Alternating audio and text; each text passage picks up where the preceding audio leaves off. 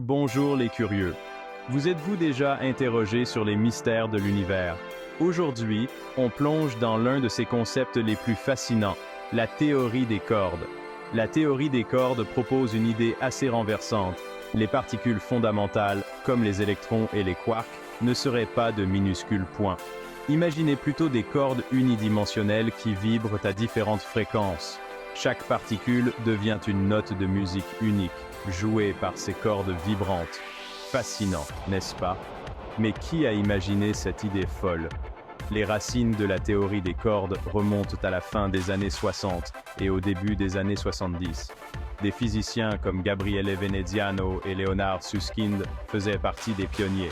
Ils essayaient de comprendre la force nucléaire forte, cette force qui maintient le noyau d'un atome ensemble. En 1968, Gabriele Veneziano découvre une formule mathématique qui semblait décrire parfaitement la force forte. Mais c'est Leonard Susskind qui, en 1970, a compris que cette formule pouvait s'expliquer par de minuscules cordes vibrantes. C'était la naissance de la théorie des cordes. Mais pourquoi avoir inventé cette théorie? Les physiciens étaient confrontés à un problème. Comment fusionner les deux grandes théories de l'univers?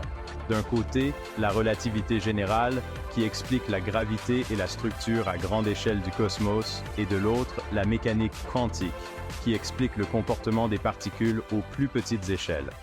Ces deux théories ne s'accordaient pas très bien.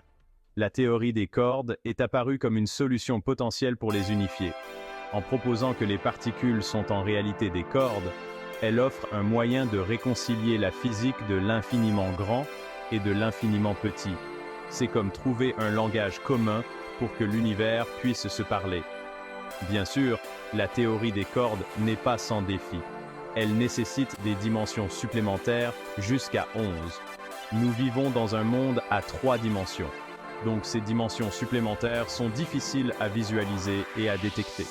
Cependant, si la théorie des cordes s'avère vraie, elle pourrait être la clé d'une théorie du tout, expliquant tous les phénomènes physiques de l'univers. C'est pourquoi tant de physiciens continuent à l'explorer. Voilà.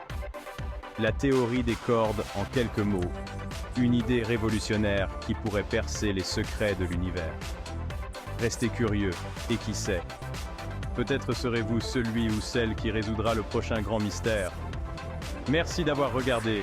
N'oubliez pas d'aimer, de vous abonner et d'activer la cloche pour plus de découvertes fascinantes. À la prochaine.